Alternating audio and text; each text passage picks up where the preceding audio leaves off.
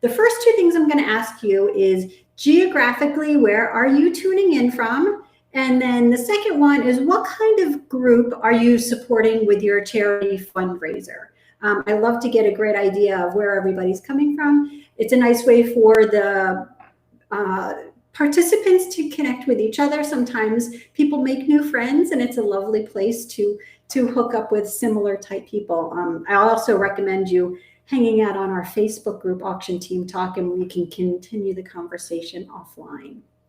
So I'll let everybody pop that in there. And then you can do this now or later. I'm going to ask you again, is what challenges are you up against in your fundraising season for right now? Obviously, you're worried about your virtual event fundraiser and you've joined us. And we're so lucky, like I said, to have Anca here, and she is going to share all her tips and tricks with us. I'm so excited to even learn myself. So it's my pleasure to spend some time with you, and I appreciate each and every one of you for taking the time to spend with us. It looks like we've got Ohio and Portland and Washington and Philadelphia and California, San Diego. I've never heard of some of these places. North Idaho, we've got Nickerson, Nebraska, Idaho, Central Oregon. Okay, we've got the entire continent covered here, the entire North America, and that's all sorts of fabulous groups and a whole bunch of variety of organizations. So like I said, I appreciate each and every one of you. Today, this webinar, we are sharing our experiences with you for virtual event fundraisers so you can get a jump start on your virtual event. This is part of a series, and we've done a complete series for the first quarter. So you're invited to watch back any of the previous ones or join us for the next upcoming webinars. There were lots of lessons learned in the last year. However, there were yielding opportunities that were all over to be had. Today, we're going to focus on how to plan and produce a spectacular live event. We're thrilled to have along Anca Trifan from Trifan Productions to guide us in this journey. So the last quarter of 2020, there were 1,500 auctions and event fundraisers that were conducted using Auctria. This was for all types of fundraising groups, charities, foundations, communities. In the last quarter of 2020, we saw fantastic success, and collectively they brought in over $15 million. So without further ado, I'd like to introduce you to Anca, and I have a little video for you.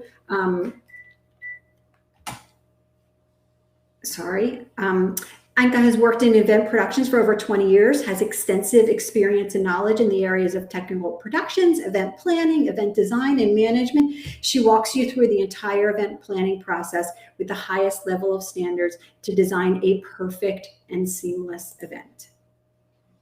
Which is a boutique event planning and production agency that will come alongside you, offering personalized event planning and technical support and flawless execution for live, virtual, and hybrid events. The team at Trifan Events is passionate about planning and producing event experiences that get people involved with true moments of interaction, engagement, and co-creation, while offering throughout the entire planning process, enabling you to reach your event goals with the use of creativity, production tools, and event technology. To find out how Trifan Events can plan and produce your event become memorable, go to trifanevents.com.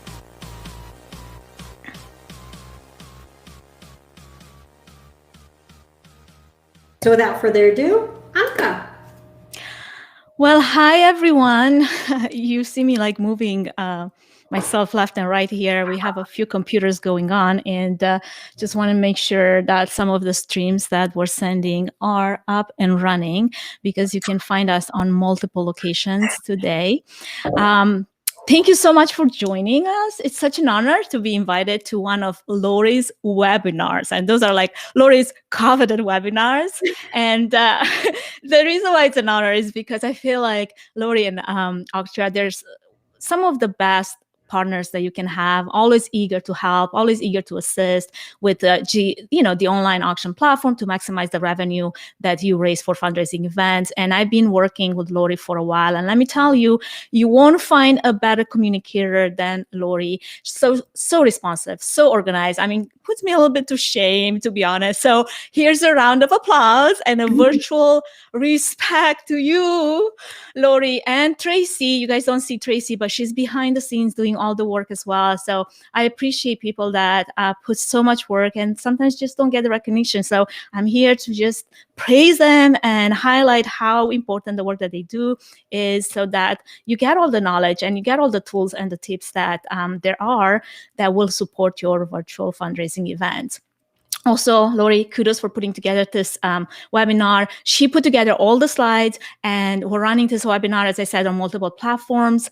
And this is like really a dream come true where I don't have to do anything, because let me tell you, multitasking is a dream, but it's really not something that many of us are really as good as that we think we are. Actually, the actual results kind of tell a different story. Ask my husband if you're curious. But anyway, I'm so happy to be here. So we have a lot to talk about today, and I really want to dive right in, because I want to get to the part where I can respond to some of the questions you guys have and make this a two-way interactive conversation. So feel free to start typing your questions in the chat. Lori and Tracy are going to keep track of those, whichever platform you're watching on, and we'll try to answer, or I'll try to answer as much as possible. If I don't get to all the questions, just know that I'll make sure that I get back to them. So let's see what's on the agenda today. We've got a lot of good things for sure. I might have to speed through some of the topics here, many of which could in themselves really take an entire webinar's time. So if I'm a little bit superficial on some of those line items, just forgive me in advance, please.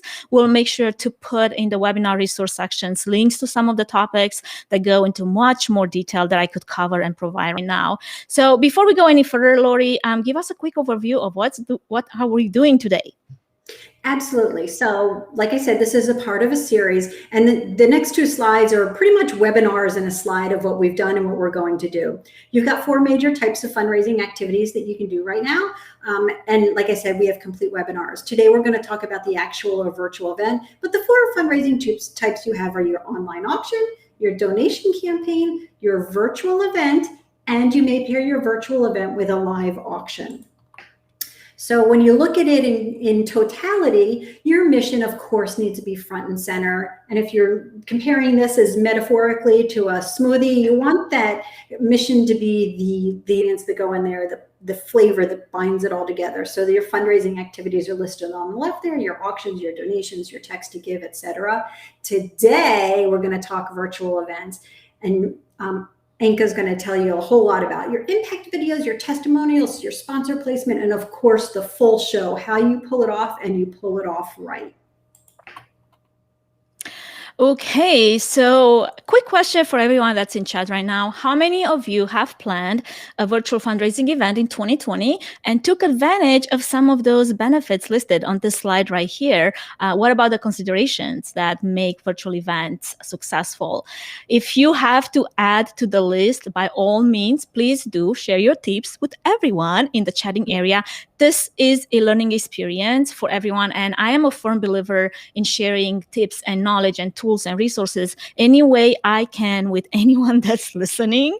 That's the only way I believe that we as an event industry will make it through this pandemic. And if you're not familiar with my podcast, Events Demystified, go and check it out. The entire year last year, I've diced and sliced virtual fundraising events with numerous featured guests from event planners, event strategists, benefit auctioneers, to production houses. Lori was on there as well, and she will add a link to the resources files to the podcast if she hasn't done it already. Now that 2020 is behind us, as we go into some event format predictions, and oh, happy day, right? 2020 is behind. As we look forward to this new year, 2021, and what that might look like for fundraising, one of the main questions that many are asking is, when should we start planning for hybrid and in-person fundraising galas? And the predictions and recommendations as they stand right now, with the information that we know at this point, is that for the first quarter of the year, we're still looking at virtual events, 100% virtual in a studio, maybe virtual on location, driving virtual, basically all virtual with no in-person audience involved, unless it's a driving gala and people are in their cars. June seems to be the month when things could turn around and open up a bit. At this point, sounds like 1 in 10 people got their first dose of the vaccine. I haven't. I'm still waiting. So again, those are just predictions. I'm currently working on a hybrid fundraising gala mid-June with a in-person audience of about 200 guests. It's outside. It's going to be in a tent. There's going to be a live streaming component to the online audience so they can watch from home. I'm super excited. But I'm also a little bit nervous, right? I won't lie, because we'll just have to see how things will pan out. Because here's the thing. We are still figuring this out. The scenarios of how this might work best and how this will pull off are just as many as event professionals. And we'll all have to do it once and see what works and what doesn't. So if you're in that place where you're hoping for some sort of a concrete answers for your upcoming hybrid fundraising gala, I kind of hate to break it to you, but nobody has those answers dialed in 100%. Before we get there, though, let's start with the beginning of strategic planning. And the beginning should always start with the end in mind when it comes to your approach to a virtual or hybrid fundraising event. See, when we go to used to go to an in-person event, we had the opportunity to impact all 5 senses of our audience, of our guests. We had lighting and decorations and food that smelled good and tasted so good. We had music and ambiance and table friends for live interaction. I mean, I miss that so much. But now with virtual events, all of this is reduced to 2 senses. You have sight, what you see, and you have hearing, what you hear, right? So it is imperative that both are as close to perfect as possible. And honestly, I don't really like to use the word perfect because I just feel like it puts so much pressure on you and the event. So instead, I'll try to use the word excellent, because we can strive for excellence even when perfection seems unattainable. So at an in-person event, you'd be inviting your guests and your attendees into this beautiful decorated room with thoughtful decor and impactful lighting and a catered dinner.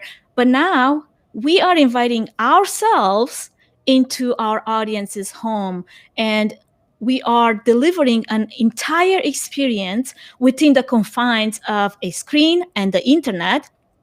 And if we want to make an impact and deliver this experience, this requires that we pay a whole lot of attention to the technical aspect of the event. It takes a lot of technical prowess and savvy production techniques to pull it off well.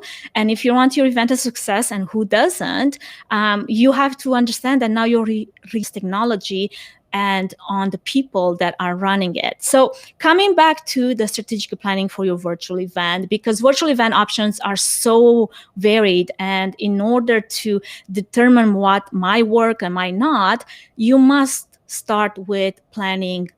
You must start your planning with that, end goal in mind, and that will really serve as a roadmap for you, for your decision making, and everything that has to do with choosing the right technology and the most relevant content and the appropriate engagement strategies and the right partners to support your event. So ask yourself a few questions. Those here on the slide are just to begin with, and it depends, a lot.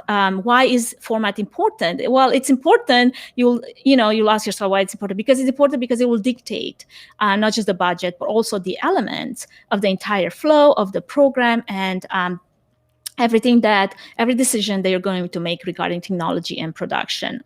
And with that, let's segue really quick into, one of the top technical recommendations for virtual events, because regardless of, if you're streaming the event yourself or from a on location or a studio, or if you're the MC or you're the benefit auctioneer hosting the virtual event, you will need a reliable, dedicated hardwired internet line and a way to access the internet access point. You'd be surprised how many people I get to talk to, and they have no idea that they have a router or a modem in their house and they can connect Cat2 with a Cat5 line.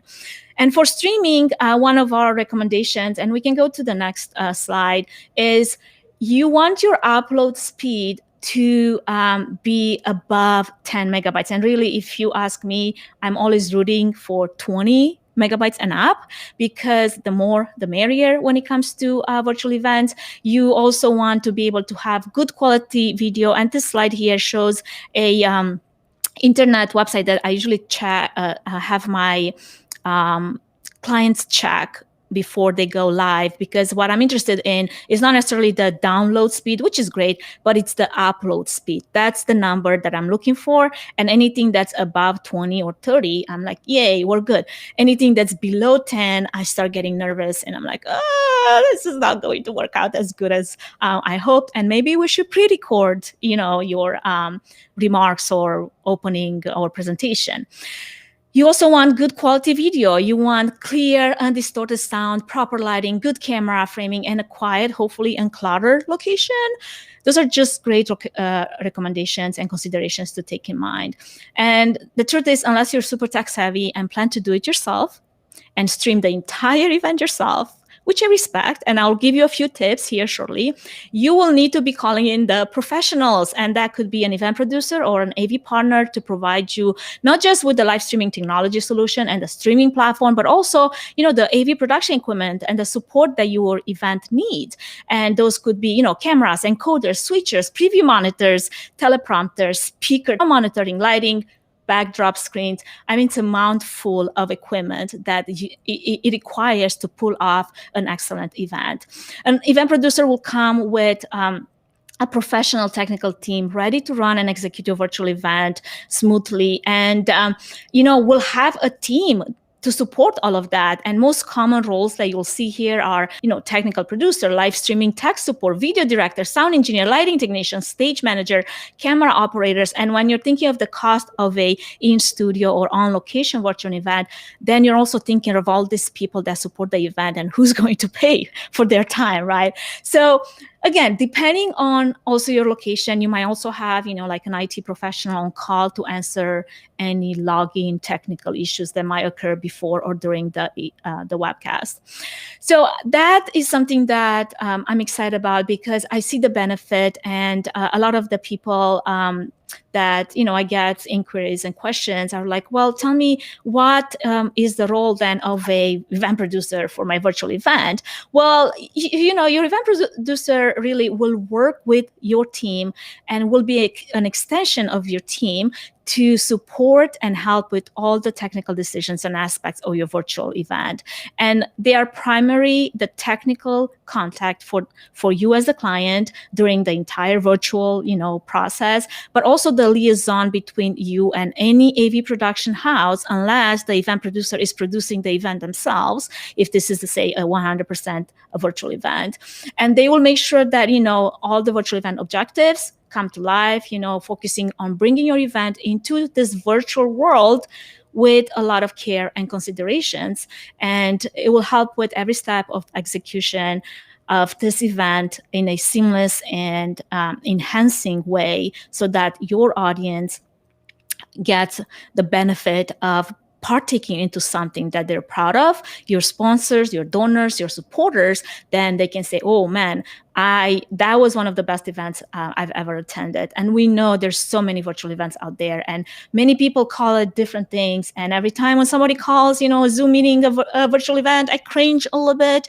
But there's lots of benefits with Zoom meetings as well, to incorporate into your virtual event, to incorporate in your production. And there's different ways to do that. And unless, you have someone to guide you through all those options, it's a little hard to get through this learning curve, because let me tell you, it's a steep learning curve, not just for us, technical people that have been doing live streaming for years, because virtual events really is like, it's funny, we cone it virtual events, but live streaming is part of that event. And we've done live streaming for years. It's not something new, but especially for event professionals, event planners that haven't done this, it's a lot of things to learn and get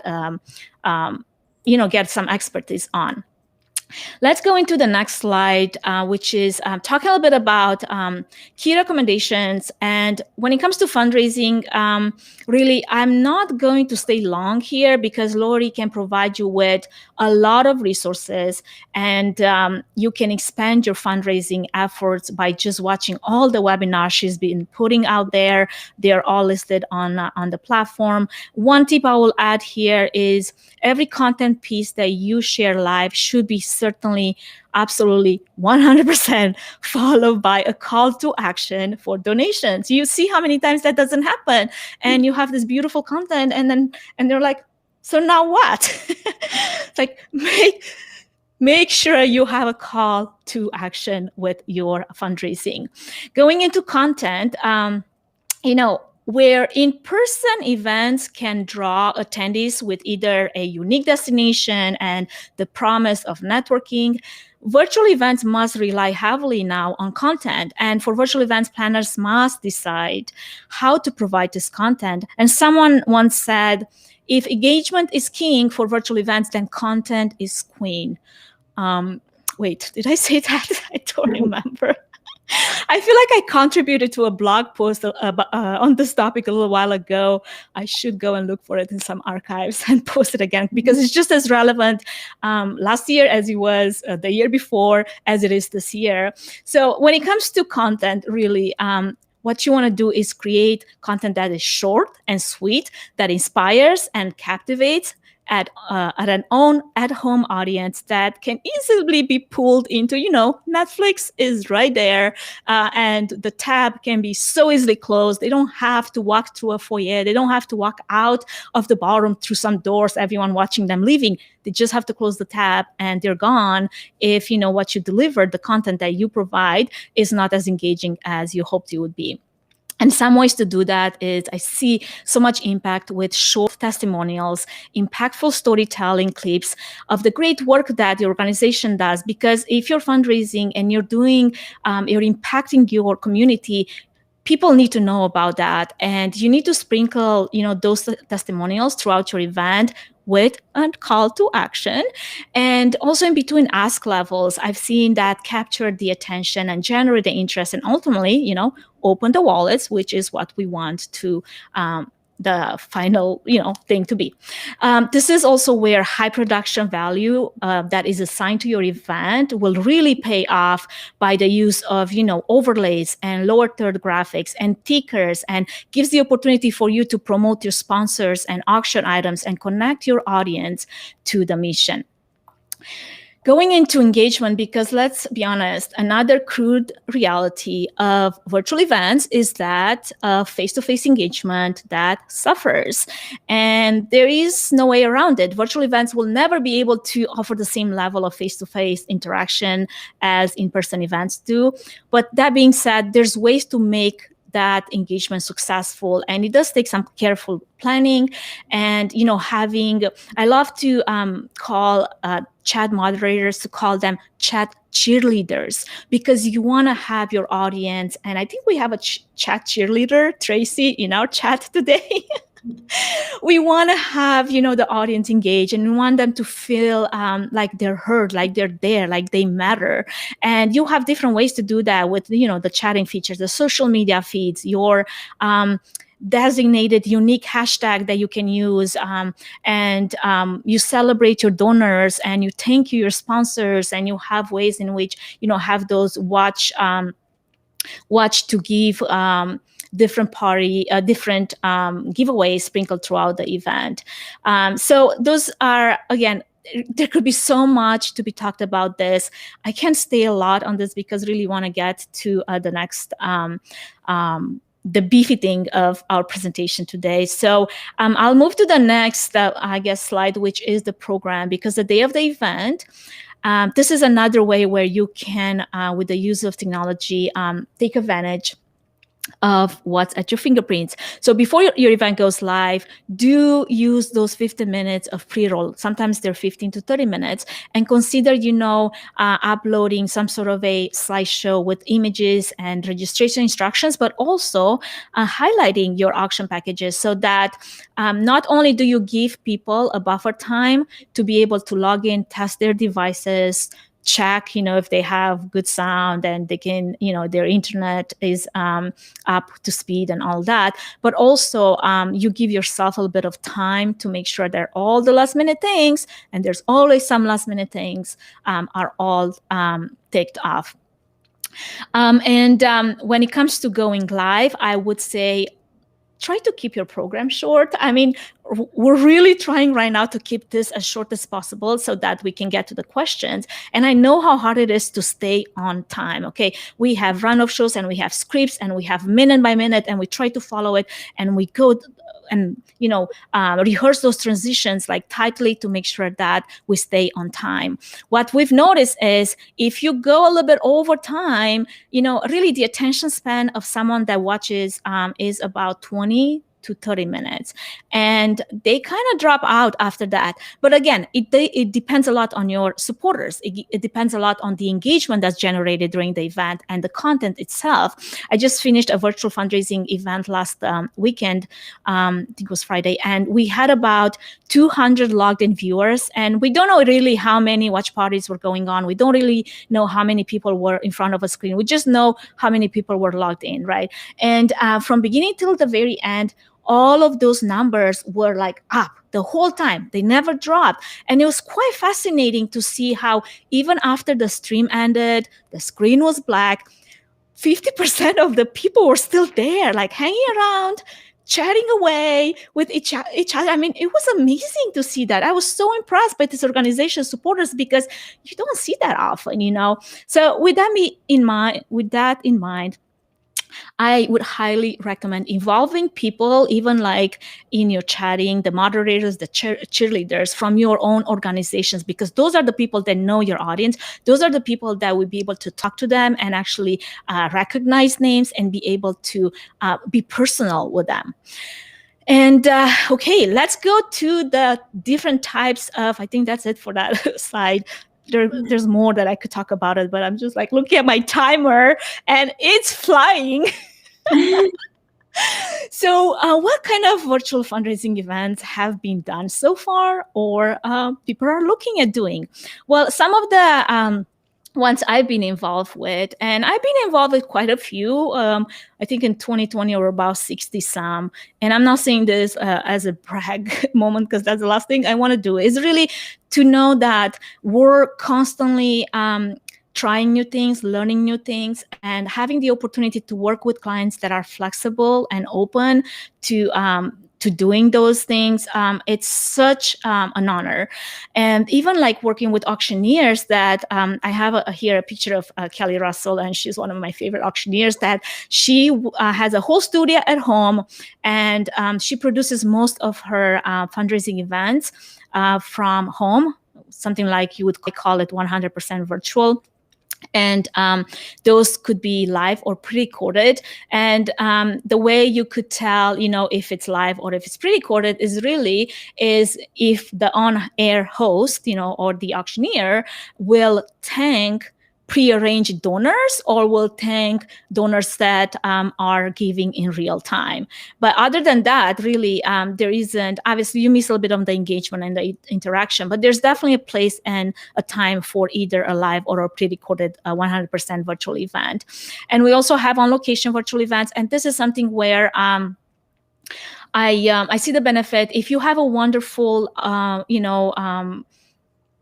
building, I don't know, library or something that you want to highlight, take advantage of that. Like do your stream from on location. And of course, it's still going to be virtual. There's not going to be an audience, but it will highlight the place that you're at. And this is this picture here that I have from Index really is more of a meeting type of virtual event, not so much of a on location, but we're working coming up on something really beautiful. I can't say much about it, but it's coming up. So going back to, I guess, behind the scenes, what happens behind the scenes for the benefit auctioneers? And let me just tell you something. Hats off to all the benefit auctioneer specialists out there that have taken the opportunity to really raise up their tech savviness. And I've worked with some auctioneers that are top notch when it comes to their setup at home. And you see this and you're looking, I'm like, this is what people see on screen. Well, let's go to the next slide really quick. And you're going to see, no, this is what people see on screen, because you have a green screen and you have lighting. And I've taken some screenshots of those. Zach is going to kill me because that picture is not a good picture of you. Sorry, Zach. But Patrick is another auctioneer that does a fantastic job at creating a lot of content when it comes to virtual events. He produces a lot of the virtual fundraising galas that he's involved with in studio, but also from home, because he has the whole setup. And we have like lengthy conversations where he's always eager to learn the next thing. And I know how hard it is for an auctioneer to be able to put themselves in that place where before they would come into a ballroom, they would pick up the microphone, do a sound check, and then everything else is done for them. There's no technology that they need to worry about, right? Now they have to take it in their own hands. They have to make sure they have good sound, they have lighting, they have some sort of a background, a location, internet is good. And then on top of like all of that, you need to be able to still do your presenting and your emceeing and your hosting while paying attention to millions of screens. And you'll see in one of the slides next is when I run those virtual events from home, I have a bunch of screens that I pay attention to because there's a lot of stuff that goes on. And it's not just, you know, the fundraising that you're going to have to keep track on and all the donors that are coming in live, but all the platforms that you're streaming to and all the chatting that's involved. It's a lot of work, guys. So hats off. I salute you, all auctioneers out there that have been able to pivot and do this in a successful way. And you know who you are. So yeah, again, this was just a recent from an event that I've done. But talking about this do-it-yourself type of event, okay? It's on a lower budget. I get it. There's a lot of fundraisers out there that just cannot afford to pay a lot of money, even though now they don't have the expense of a venue. They don't have the expense of, you know, all the catered meals and all the other stuff. It still takes a lot. It takes some money, you know, to be able to pull off a virtual event if you're going to do it at a higher production value. So if you're going to do it from home and try to pull it off yourself, obviously, there's also the consideration, how much time do you have to really learn all those tools? That there's a lot of tools at your fingerprints, but do you have the time? Do you have the knowledge and the expertise to be able to pull this off in a way that is going to benefit your event? And when you know, there's multiple virtual studios that you can use: OBS, Zoom, StreamYard, Ecamm. For most more, you know, advanced tech-savvy users, vMix, Wirecast. You can have, you know, those Blackmagic came to with those A10 mini switchers, which are very affordable. They're those at a really high, you know, level of professionalism, high enough for the price that they're in, but still offer a lot of features such as multi-camera inputs and graphic overlays and key and luma and chroma options for green screen applications, or lower thirds, you know, graphics and tickers and picture-in-picture and recording and live casting all at the same time. So there's a lot of tools. But let me ask you something.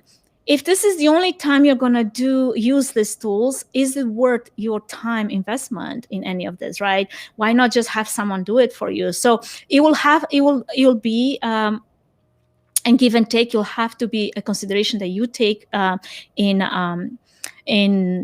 you know, you review and see, does it make sense for your event? If you're going to do multiple events, and this is something that you're going to be doing in-house a lot more, by all means, do invest in all those tools. There's a lot of learning. There's a lot of free resources out there. You just need the time, really. When I stream from home, I use usually a combination of like OBS, the mini Pro ISO switcher, StreamYard, and a lot of overlays that I create and build for my clients. And again, if you haven't done any of this before, probably you're better off by, partnering with either a virtual event producer, and they will provide you with recommendations and options based on your event's needs. Okay, let's move on to, I guess, the next. I think this is a slide. Yes. What type of virtual events have I seen besides the ones that we've mentioned? Well, here on the left, we have a virtual and an in-studio event. What does that mean? Basically, we had one of the MC was coming from, I think it was Minnesota. She was out of town, and she was co-MCing with an MC in the studio that it was in an actual brick and mortar studio. We also have studio locations where I work with partners, either locally here in Treasure Valley or Portland or Southern California or Midwest or the East Coast, where we send our clients to this beautiful studio. It's already ready to go, and it has everything that you need to just show up and do your thing, And we have a few behind the scenes shots. Lori, if you could just go to the next ones. The benefit of this setup is that you really are tapping into the experience of an entire production team that has been doing events and live streaming for years. It's not something that's new to the production world, and that's why partnering with the right production team, with the right event producer, is so important if the desired outcome is a successful, polished virtual event that your organization can be proud of. Another type of fundraising event that I see a lot is drive-in virtual galas. And this is something that happens a lot in Southern California, wondering why. But they're quite popular there. I've done a couple in Portland, Oregon. This was last year, more like, before the rain started. But it was fantastic. And it was so much fun. And again, it's not necessarily a hybrid, because although you do have people, they are in their cars. They're not interacting with each other. They're just watching from a distance from their own cars. They're tuning in to an FM, whatever receiver that you're setting up for that particular event. They have a large screen. And then we had this awesome MC for one of the drive-ins where she was roller skating all throughout the parking lot where the cars were. It was so much fun. So the hybrid virtual galas, as you can see, there's a huge question mark there because there's still a lot of questions that need to be answered. And we're figuring it out as we go. And hopefully if we talk again, sometimes mid this year, we'll have more answers and we'll be able to provide with some actual examples. So I guess the takeaways here are: let the pros do what they do best. Always have a backup plan and do test and retest everything, even if you're going to do it yourself. Okay, some of the essential roles. Let's go into that really quick. I mean, this is, I feel like it makes a lot of sense, but a lot of people don't realize that they're essential. What I mean by BAS, for anyone that's not familiar with that acronym, that is a benefit auctioneer specialist. And a lot of the benefit auctioneers would have that accreditation, I would say.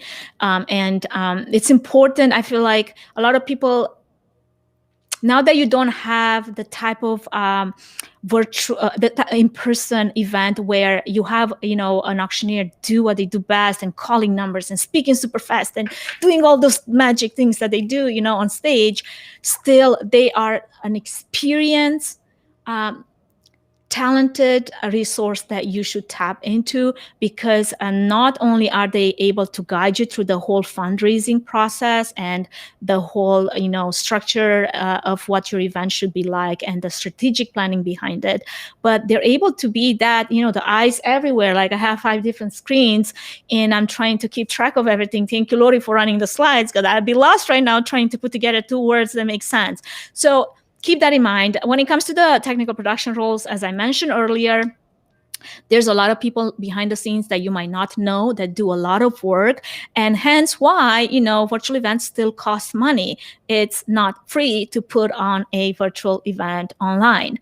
And because we're running out of time, let's fast forward through the next slides because those are some things that are very, very important. Go back really quick to the next one. Timing, obviously, we talked a little bit about that, but here's another thing that I want to highlight, super important, transitions. And why is this important for a virtual event? This is the first tell of an event done well, rehearsed well. If your transitions are smooth and they follow nicely one into each other, if your program is tight and you have that script and you follow it. When things start to like fall apart, usually they fall apart here in the transitions. So if you're going to do it yourself, make sure you spend a lot of time rehearsing those transitions, and you are going to see a different outcome if you spend the time to do that. Technology, next slide.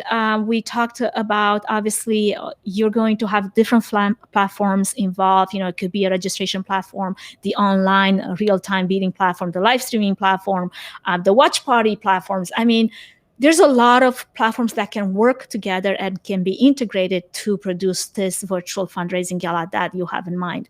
And then the touch points, it's another thing that I'm a firm like believer in, because why that matters is, you know, when you invite someone to come to your event and the first thing they click on is a link that is broken, is like they would come to your in-person event and the ballroom doors would be shut, closed in front of them.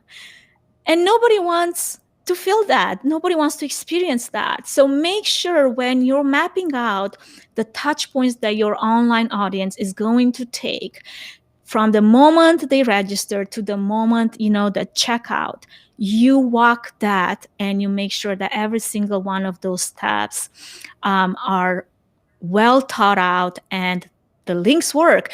I could talk about one of the experiences that I've had, and I think I've already mentioned that enough times on my podcast, so I'm just going to leave it out of here right now because we want to get to what we want to get to. But I'm still, Lordy knows, because we already talked about it, I'm still very hung up on that, how frustrating that experience was. Okay, sequence of event for producing a live stream. You can have the event page set up, and this is something that you can either do on your auction platform or a custom landing page. I've had great experiences that love it to be just on the online auction platform, because that way you don't take people away from, you know, all the online packages, and you keep them there so they don't go in between tabs and just get lost somewhere on Facebook. And you're like, how did you get there? I don't know. Temptation is high online, I'm just telling you. So another thing, you know, technical event planning, that's super important, because you want to have all your live streaming technology chosen and mapped out, and all the links and all the platforms that you're streaming to lined up. You want to have good content and scripting, and I will have a link to a few templates for a run of show, a template, production schedule, and event scripting for virtual events, particularly fundraising virtual events, because it's so important to follow that story arc. And there's a lot of good articles, and there's a lot of planner strategists that pinpoint that story arc for your event. Why is that so important? And there's resources out there that I'm happy to share, because it really matters, you know, how the same way you go to a movie and it starts with the beginning, it has, you know, a culmination point, and it gets you to a point where like, oh my gosh, that was an amazing movie. The same way with your event, you want to make sure that people were like drawn in, they're captivated, and they're really connected to your mission so they can support your mission. And then obviously technical rehearsal and go live. I mean, you got to do that, and you got to do it multiple times if you're doing it yourself. Most of the time, if it's in a studio, I would have a virtual pre-event, a quick technical run through with my team and my client and anyone that's going to be coming in live. But then the day of the event, they would do another, you know, quick run through in the studio as well, checking all the levels and making sure that everything is aligned. So important things to stay. Important documents for staying on track is that production schedule with the important deadlines. And let me tell you, this is something that I cannot emphasize enough, because I always set, you know, gates and dates for my clients for content deliverables. And what do you know, the day before the event, you always have someone that still hasn't delivered what they're supposed to. And it can be stressful, not just for us, people behind the scenes, but for the client and for everyone involved. And sometimes I would actually give them a 1 week less than what the timeline is, the deadline is, because I know they're still gonna break through that. And it's just people, humans. I'm one of them. Lori is my witness. She said, Anca, have your slides ready by Monday. When were my slides ready, Lori? We were still making changes. I won't tell either, but we're still making changes this morning, okay? I'm just gonna say that. So, okay, run of show, super important, an event script with or without tech notes. And this is just a few screenshots, but you will get templates to those documents. You can download that from the link that Lori will be sharing in the resources. And I guess we're gonna end, I'll end on this because those are some of the lessons learned. I feel like this is a live working document because we're still learning and we're still adding to this constantly. But I think it this slide at least summarizes pretty well some of the most important things you should keep in mind when thinking of hosting your upcoming virtual fundraising gala. And with that, Lori, back to you, and I'm ready for some questions. Thanks, Anca. I know that was a lot jammed in there. And yes, you will be getting the slides and you'll be able to watch this playback so that you can really catch up on all the pieces that she went through fast, or watch it back with some of your auction teammates so that you can all be on the same page together. And Anca had referred to some of the fundraising pieces. We've done a couple webinars on those. Those are available for playback. And then we have a couple that are coming up for your online event and your social media. We always do demos of Auctria weekly. So if there's anything that's Auctria specific, that's the best place to hang out. We do live open Q&A. So with that, here's how to stay in touch. I'll leave both of these screens up. This one you've probably seen a lot if you've hung around with us. So I'll go through this one first. We are on Facebook and Twitter and Pinterest and YouTube. I always invite everybody to join us on our Auction Team Talk Facebook group. Anca is on there. She responds to people. There's all sorts of event planners that are on there. There's all sorts of groups that help each other out. And you can always email us hello@auctria.com. So I'll leave Anca's information up here so that you have that and you can jot it down. She's very active on social media, especially Instagram. She's a maniac on there. I don't know. She says she's not a good multitasker, but she really is. And it's a great way to stay on top. Her and I both share current events that are going on. So if you want to peek in and see somebody else's events that are going on, that's a good way to do it also. And with that, I'll go ahead and scroll through some of the questions and comments that have come in. And feel free to, ask us anything. We're here to spend the time with you to help you understand how you can make the best of your auction fundraiser, your event fundraiser, and maximize that to its optimal point. So I see a few questions related. I'm just going to pick a few that I see at the bottom, and I'm going to work my way out. I read books from end to front and magazines, guys. So just bear with me here. A lot of questions about what StreamYard and OBS and how is StreamYard different than OBS, and is it more complicated or not? Actually, I think StreamYard is way easier when it comes. It's one of the most consumer-friendly live streaming platforms out there. It's a cloud-based, so it's a web browser-based platform.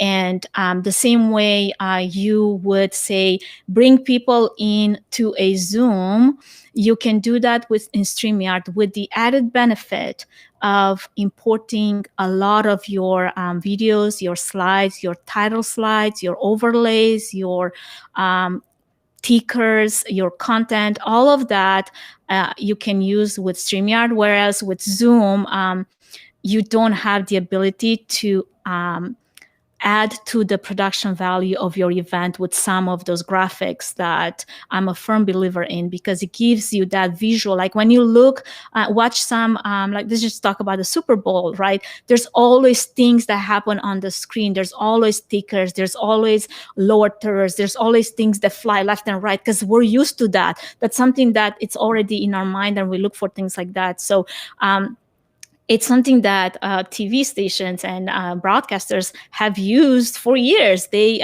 bank on that to be able to, take your attention to certain things and a certain sponsor. And I just decided that I need, I don't know, some expensive Roomba thing because it showed on my screen. And before that, it never even crossed my mind, So those are things that you can build in StreamYard, whereas in Zoom, sure, you have a Zoom meeting, you have all the participants, but here's the risk that I personally don't like to take with Zoom. And sure, you can lock people from talking over your presenters and your auctioneers, but there's also a lot of distraction going on with all the chatting that happens. Sure, you can incorporate Zoom to be your watch party. You can have Zoom rooms and you can have breakouts and all of that.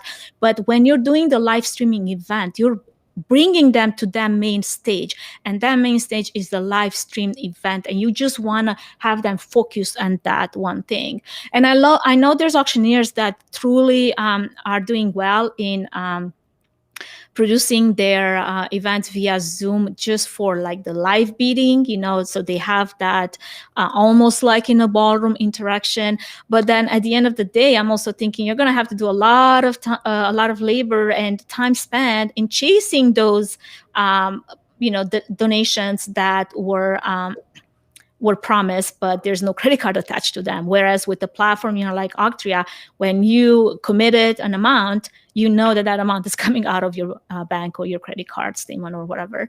So going back to the actual nuts and bolts of why do I prefer StreamYard over Zoom is definitely the ability to brand that event, the ability to use lower thirds and tickers and overlays, and also have the chatting interaction. You still have that. You pull chatting from all the platforms that you're streaming to, unless that platform is like some sort of a RTMP code that you receive, which is a different story altogether for another webinar.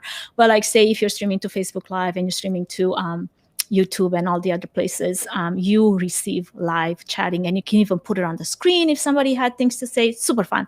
I love StreamYard. It's been actually bought by Hopin, which is a virtual event platform that has been around and has been doing great things in the virtual conference and seminar world. But with the purchase now, I feel like StreamYard is going to add so many more features that a lot of us, professionals, we use it and then we say it, okay, this is what we need now, because it would be nice if we had this feature. And they're so appreciate someone that cares about the end user so much as they do. So is OBS more complicated than StreamYard? Yes, OBS is certainly more complicated than StreamYard, but it's also free, and you can learn it at your own pace. And there's a lot of resources on YouTube on how you can, implement that in your Zoom, even with virtual cameras and audio cables, virtual audio cables, and all that.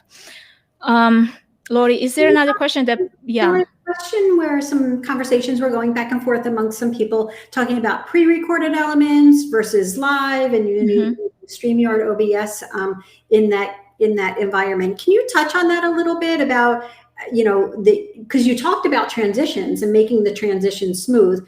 What's the best way to do that? Obviously you're bringing in a event producer will make that pitch perfect. What advice can you provide? So going to the actual question, can you repeat the actual question, Lori? Sure. You suggested that you make your transitions smooth. And so the question is regarding pre-recorded elements versus live. Okay. How do you do that? And is StreamYard good for that, or OBS or Zoom? Can you wrangle that in? So again, with Zoom, a lot of the elements that you're going to use, if you have content, a lot of content, you will have to use either share screen, which, yeah, I'm not going to get into that because I don't know. But you could technically use OBS with a virtual camera to share content such as videos and testimonials and all your slides. You just have to build then your scenes and build all those elements in your scenes. So like, for example, I did a virtual event in which I had multiple scenes for multiple things. You know, we had a pre-roll, which had all the elements that would be included in a pre-roll, all the slides or the video, all the promotional things, all the sponsor highlights, all of that. That was built in one scene. Then the next scene was something else, like, for example, it was some sort of a talent show. So we had a lot of videos one after another and with judges, and try to play with screen share, all of those via Zoom. And you're going to find out how frustrating that is really fast, and how your transitions are just not going to be tight, because there's just no way you can just keep sharing your screen at that speed, right? As opposed to like just pressing a button and the next thing is on the screen, and pressing the next button and the next thing is on the screen, because it's already been preloaded, is queued up and ready to go. And with that, you know, adding the value of the overlays and the graphics and all the things that you want to build, so that it's really branded to that event that you're creating. So going back to OBS, you could do that, build it all in, and then import your OBS as a camera into your Zoom, so that if you still prefer Zoom for some reason to do your virtual event, you could do it that way. I would certainly look into investing maybe in StreamYard at that point, so you still have the added benefit of the overlays. You could create it in OBS, but at this point, just imagine that you're going to have a few multiple computers at your disposal, and multiple previous screens, and maybe one extra hand or two to press buttons at different times. So, and then you go back to that run of show, that script. The production schedule is so important. The scripting is so important with all the cues, right? To keep your transitions smooth, you have to have cues. To have cues, you have to build them. And to build them, you have to do a few rehearsals. So all of that goes hand in hand with going back to the planning strategy process. What is your end goal? Because you will spend a lot of time in the end doing all of this behind the scenes, and you have no idea how much time we spend nowadays with virtual events as we did as before. When in-person event, we knew, okay, we have so much time to do this, and it was very fluid and going, following the deadlines that we had. But now I feel like I work twice as hard for a virtual event with all the content and all the graphics and all the things that go into planning and tech checks and all of that. Because in your live event, when you were in a gala, people were drinking, eating, socializing with each other, and that went for hours, 2+ hours. So, if there was ever, a moment of downtime, it was fine, because people were occupied with their friends and their families and or whoever they're around. Versus you've got that 45 minutes, you got to make that as tight and as bright as you can, because you want people walking away glowing about your event, not saying, how do I get back those 45 minutes in my life? Absolutely. Two places to make sure that we have the technology set up properly. It goes back to the technology that you're using. Sure, there is a checklist to make sure that you have the technology set up properly, but what is the technology that you're planning to use, right? So it's very specific to that, because like when I create my flow for StreamYard and OBS, it's a different flow than say vMix or Webcast or any other platform out there. So it's very particular to the platform used, the live streaming platform, but at the same time, it still follows the same guidelines as a general guideline. What's good and what's something that you should keep in mind before you even consider the platforms, right? And it always goes to rehearsals. Make sure you have time for tech checks. You have the rehearsals scheduled. You have time to troubleshoot, or someone on your team that is able to troubleshoot last minute things. And you also have to take in consideration facts such as your audience. You might be streaming to an audience that their internet connection is very poor. So how do you support their need, and what are some of the ways in which they can still participate? And there's different ways to do that, different tools, different insider secrets, if you want to call it that way. But it's from learned experience. Here's one thing that I keep saying, and I'll repeat it again. If a lot of us started doing and producing and planning virtual events back in March of 2020, we're almost 1 year into virtual events, right? And we've learned so much, and things are still not completely 100% dialed in, but we have an advantage to anyone that's just starting out there to, I think I'm going to do a virtual event. So it's a lot of experience and knowledge that you just cannot gain overnight. You have to do a few and learn through a little bit of trial and error, or just have someone do it for you that's done all of that. So it's like, when I tell my child, there's a hot thing on the stove, don't touch it. What do? They touch it, but only once. We're not going to do the same mistake again, right? Because we've learned it. So those are things that you have to consider. Like, is your one-time annual gala worth the mistakes you're going to make in the process? Or should you, maybe hire the professional to do it for you? I understand budgets are concerns, but there's a lot of affordable options out there. So have that conversation. People are going to tell you right off the bat, this is the options, this is how much it's going to cost. You just have to initiate a conversation. I can go after you to, blow it out there and be like, hey, you event planners that need help, call me. No, I honestly, I'm doing pretty good right now as I am with everything that's going on this year.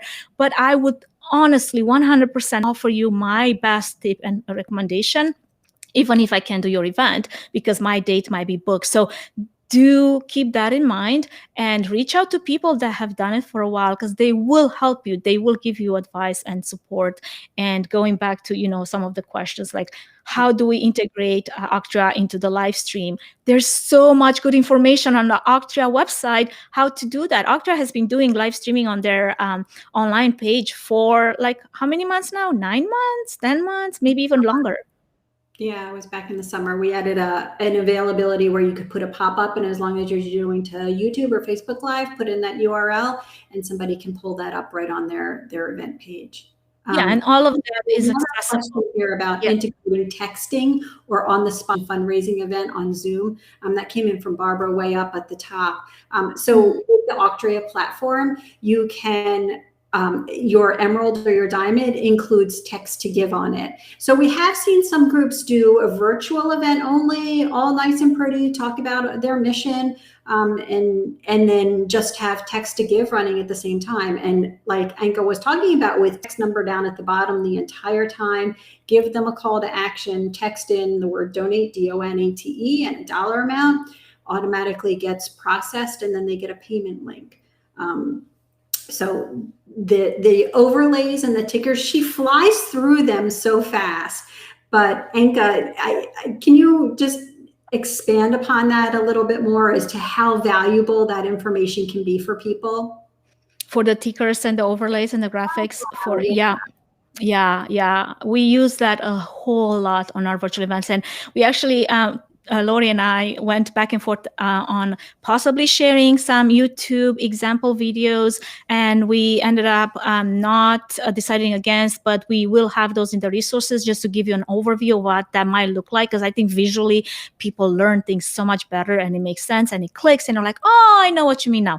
So when it comes to all those stickers, you can have your sponsors there, and you can have shout outs to people, and you can have your online catalog link or preview or whatever you want to.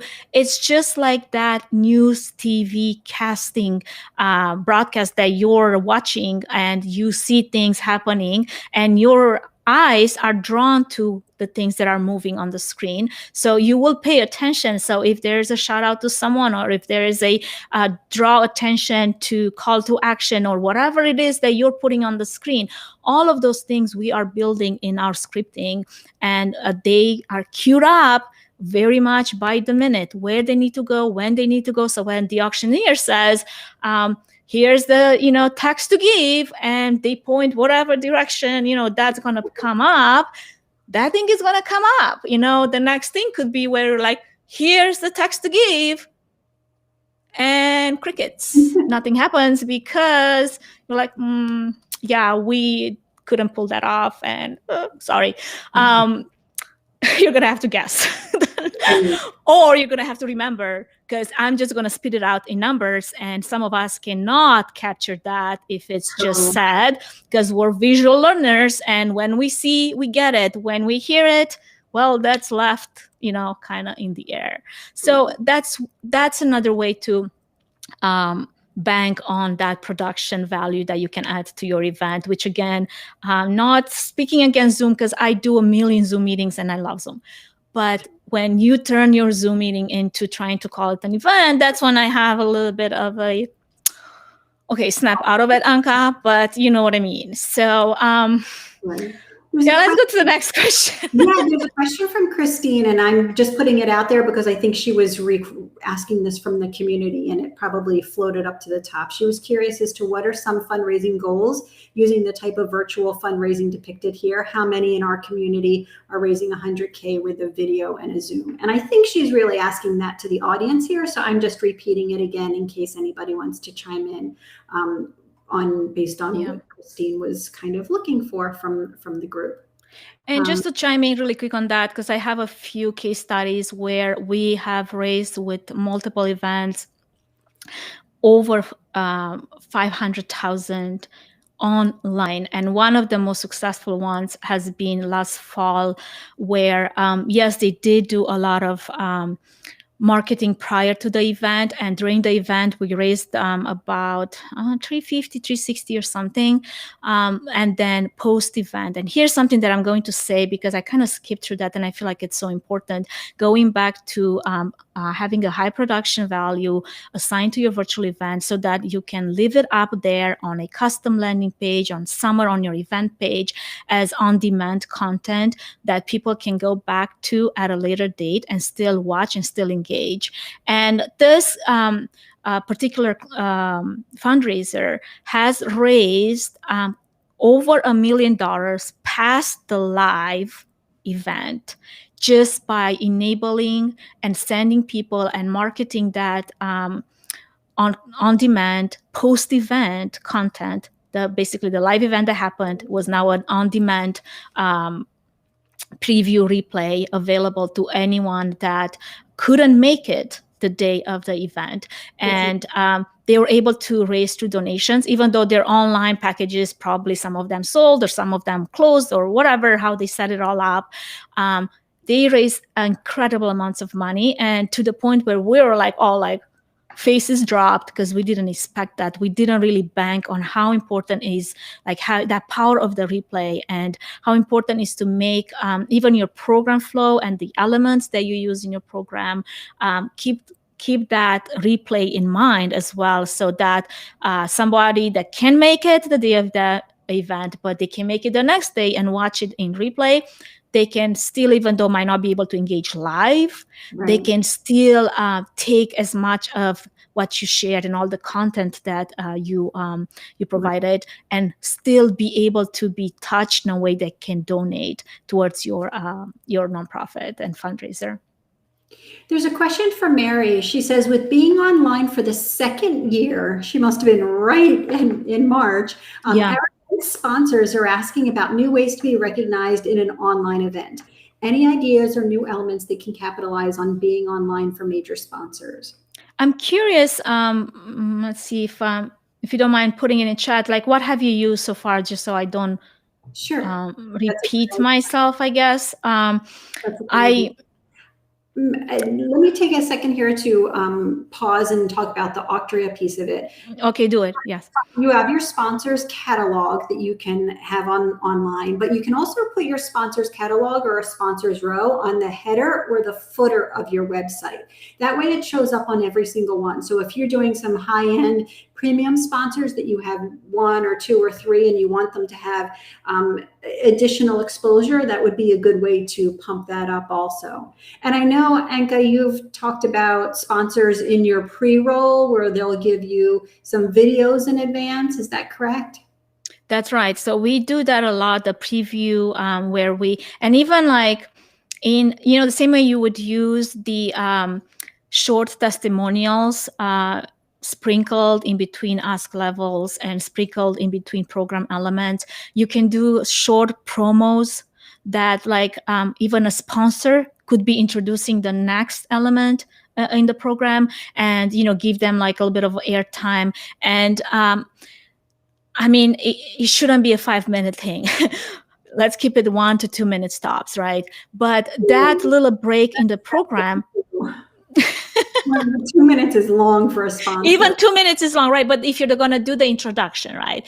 Like, hey, I am so-and-so supporting the nonprofit from so-and-so company, and we're going to introduce the next. You already got the prime time. No, you're not going to use 2 minutes to talk about what you're doing. You're just going to introduce yourself and you already got the exposure. And we've seen that successfully used as well.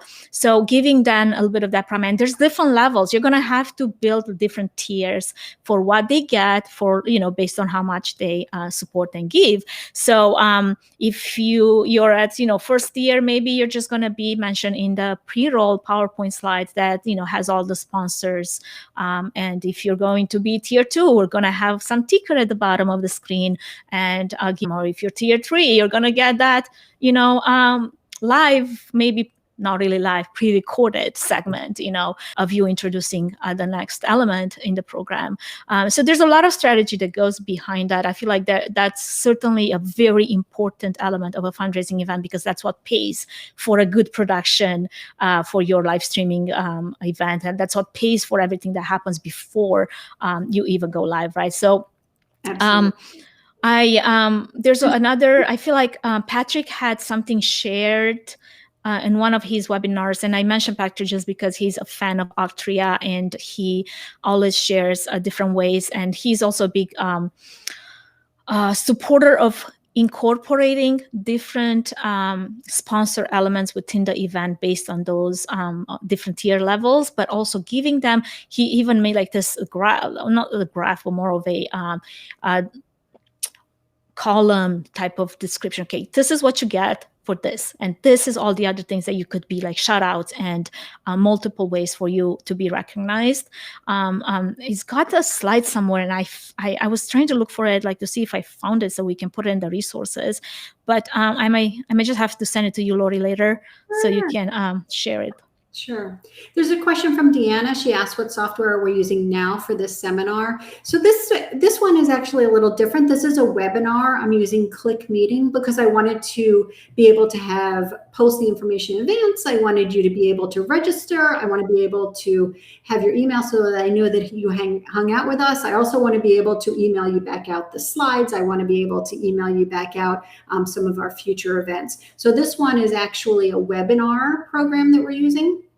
And just to add to this, normally webinars, they only stream to one location. And this is where Lori and I got together and we're like, okay, well, we want to multi-stream. Let's see what tool we can use for that. So what I'm using right now is my Restream account to send it to 5 different platforms, because like you do a webinar this way, it's just going to go to one place, and that might be either Facebook or either YouTube or maybe LinkedIn, live if you have gotten approved for that. Just Facebook people, and there's some people, they're just YouTube people, and some people are just on Instagram, and we're still trying to figure out Instagram live streaming to Instagram. There's always breaks just because they put all kinds of things in the way. But again, there's a lot of ways to reach your audience, but first step is figure out where they are in the first place, and sure, you can always draw them to the auction platform, which is a very probably number one strategy that you should have.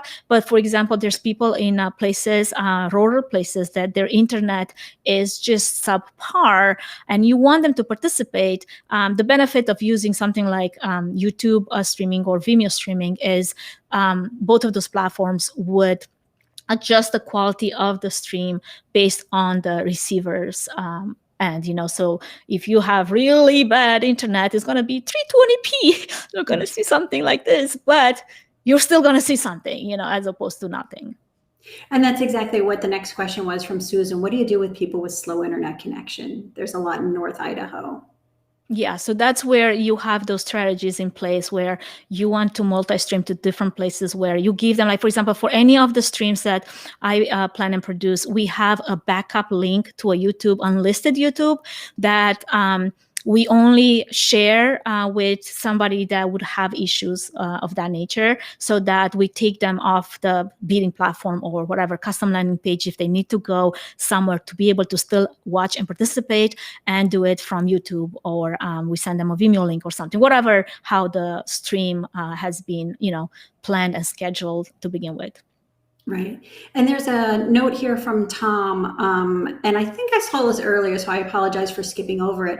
It would be helpful to know what tools Auctria have for keeping viewers informed about the live progress of an auction. I'm going to direct you back to our demos because we do this full blown, and it's probably a good 15-minute conversation. However, we have a bid monitor so that the person running the auction, the auctioneer, the producer, can see exactly what the status is, call out bids as they're coming, call out donations as they come in. And then there's a couple little tweaks that you can do from the admin side. If you want bidders to see the status, you can put up a leaderboard. You can not put up a leaderboard. It's totally up to you from the admin perspective of how much you want to share with your group. But I invite you, like I said, come to the demo. We do a full blown on that. And if you've been hanging around Auctria for any amount of time, you'll know that there's always more than one way to do stuff on Auctria. So we'll be happy to share that with you. I want to really quick address Karen, because this is definitely a concern of many nonprofits, smaller nonprofits. They don't have the ability to hire a event producer or an AV partner, and they don't have the money to look, at all those tools and whistles and, bells and whistles. And she even said something about like 2,000 is way out of our budget, which really for a live streaming event, 2,000 is really on the low end of the budget, really, if you're going to want to add any production value to your event. However, if you do have that Zoom account and you want to do it, keep it simple. You know your audience, and probably if you haven't done this type of events before, I imagine that you went into a ballroom before, you had some venue expenses before, you had some catered meals expenses before. So now some of that budget gets allocated towards technology, because if you're going to have to reach an audience that's online, the only way you're going to be able to reach it is with technology. So if you have to use Zoom, keep it simple.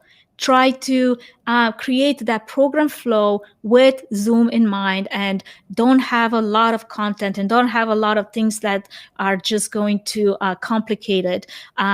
Maybe have a few live testimonials. You have checks. All the checks are so important, tech checks, right? To make sure that if somebody comes on Zoom, and they're ready to go live, they are truly ready with their microphone working and their camera working. And even before, we were doing a little bit of tech check before we started, and I pressed on the wrong thing. And we went live for a second, and then Lori was pulling her hair. So I'm like, you should know this stuff. I'm like, Lori, I pressed on the first thing I saw. And I'm like, oh, shoot, I should have read that. But obviously, I was running late, and I was trying to make it into the studio. So forgive me not for making dumb mistakes. But my camera was just not working. It was just like being fussy, and it didn't like the web browser I was on. And all of that obviously multiplied with all the little things. So that's something that you get there the day of the event, you're going to see that you need to troubleshoot a million things. So if you're going to do it yourself, have the team then, the support team, the volunteers, all those people that you're going to have to assign roles. If somebody has issues and it can't get on and there has to be on like 5 minutes from now, I had an event in which a presenter, a live presenter, was 20 minutes late. And we're streaming live and we're waiting for this presenter to show up. And the problem was that she just put the wrong time in her schedule and we couldn't reach her. She didn't want to share, any of her contact information. She was a little bit high level, executive and all that. I get it.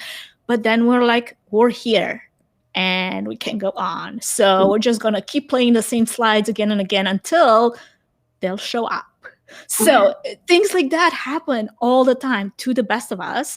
So you're just going to have to figure out, I have a plan, right? That backup plan. Like our plan was like, well, we're just going to play those slides, sponsor slides. And now the sponsor just got so much more exposure because we played it for like 20 long minutes and we couldn't change the agenda. It was one of those things that, if it's a conference, if it's an event, sure, there's a little bit more flexibility. We're going to move this segment around to match this and all that.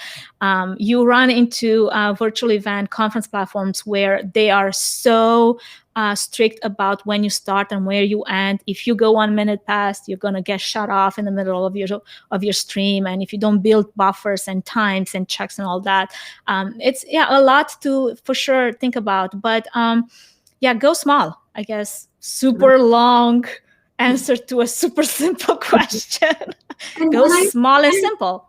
Right. And I have 2 resources for you. Back in September, I think, it's on our webinars page. We did a mock live auction. And everybody that attended, we sent them access codes and we did it a live auction. And we used OBS then. And Rob was kind enough, he did it on OBS, but then he also screen shared his OBS screen. So you can see exactly what it looked like to run a live virtual auction using Auctria, using OBS. So you can watch that and play that back. Second, regarding StreamYard, we do a lot of roundtables.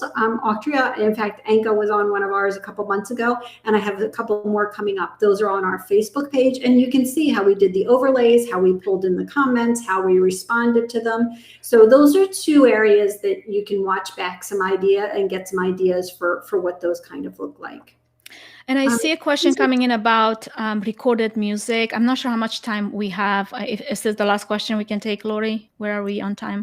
We're tight, but I'm here to answer any questions. Lori's like, I'm ready to go. No, I love this group. Yes. If you're going to play recorded music, you will need to get some sort of a royalty-free license. There's services out there that provide you with sort of like a blanket royalty-free music license. Depend on the type of music you want to play. There's different multiple genres that you can choose from. If you're streaming to YouTube, however, even if you paid for a license, you might still get management issues. YouTube is one of those places that are really picky, but they're rather like fine you and then check later than be like, oh, I'm gonna ask some questions and see if this is paid for or not, and then find them. So it's a little tricky with YouTube. That's why it's super important to be able to play whatever music you're going to use, something that's royalty free. I personally, a lot of my streams that I do, I'm lucky enough to have my husband write music, score music, and he just creates a bunch of tracks for me that I use on my events. And I know I never get any takes on YouTube because of it, because I know this has not been registered anywhere. It's his own music. It's a way for me to obviously highlight his talent. He's composers. He's an engineer, but he wants to be a composer. So I support that 100% because he's got the talent and the ability to do it. And if I can help, obviously I will. But if you're going to have an entertainment element and they write original music, that's actually a great idea to incorporate entertainment and also stream, without having the issues of royalty. Absolutely. That's quite a perk you've got there. I know, I'm just like, hey, write me another tune, something like la la la la la la la. And then it just comes out on the other Yep. end and he does it. And it's sounding so much better than what I just did. But